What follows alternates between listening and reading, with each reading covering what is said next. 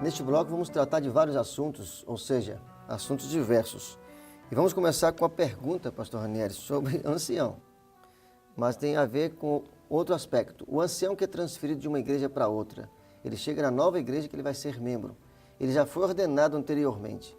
Ele precisa novamente ser ordenado na igreja que ele vai exercer novamente? Não, a ordenação ela tem validade permanente. Ele só perde a ordenação se ele perder a comunhão com a igreja. Não, mas se ele sair do Brasil e for, por exemplo, para o Japão? Não interessa. Se ele continua um membro fiel da igreja, a ordenação dele é válida indefinidamente.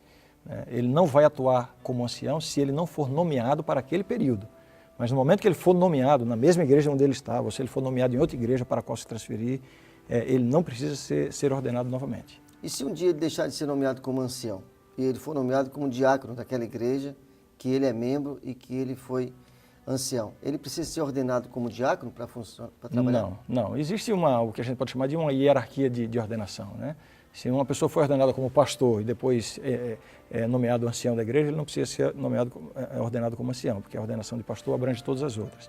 A ordenação de ancião abrange a ordenação de diáconos. Agora, se for o contrário, o diácono ordenado, nomeado ancião. A ordenação como diácono não abrange a ordenação para anciãos, ele precisa ser ordenado como ancião. Ok. Agora, o ancião ordenado, ele pode realizar cerimônias de batismos de acordo com o nosso novo manual da igreja? Ele pode, com uma condição, ele precisa receber uma autorização específica do presidente do campo, da associação da missão, né, para que ele realize essa cerimônia.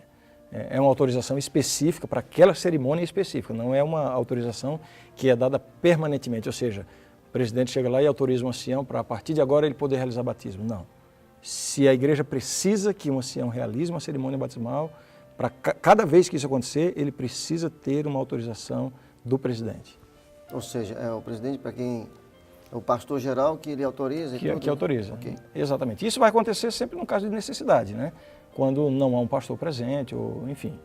Então, nessas condições, o presidente poderá autorizar o ancião a realizar aquela cerimônia batismal. Agora, um outro aspecto também importante a gente colocar aqui, que o manual fala sobre ele, é o quórum daquela comissão da igreja. A comissão da igreja se reúne sistematicamente em datas previstas para votar assuntos de interesse da igreja. Tem que ter um quórum mínimo para abrir as votações. Qual seria esse quórum para começar os trabalhos da votação daquela comissão da igreja?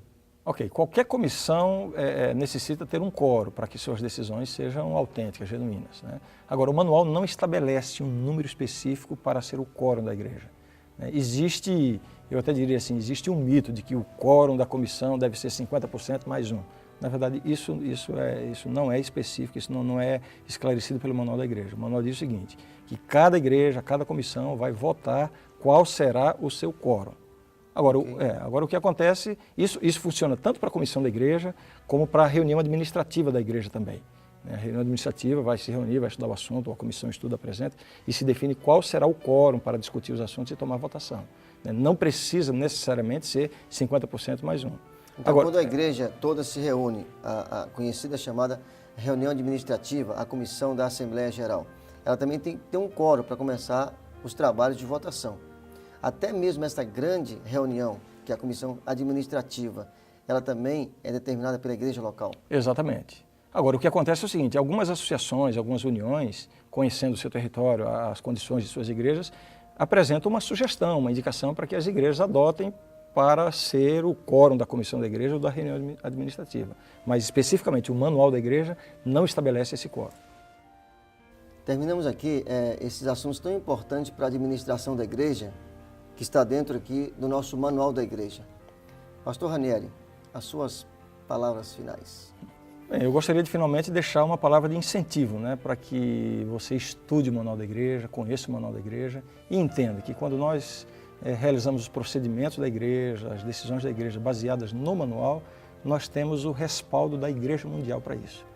E espero que essa nossa discussão de hoje seja muito útil, né, para as pessoas que tiverem acesso a esse material. Ok. Eu quero agradecer a você que participou conosco desses momentos aqui, que falamos desses assuntos.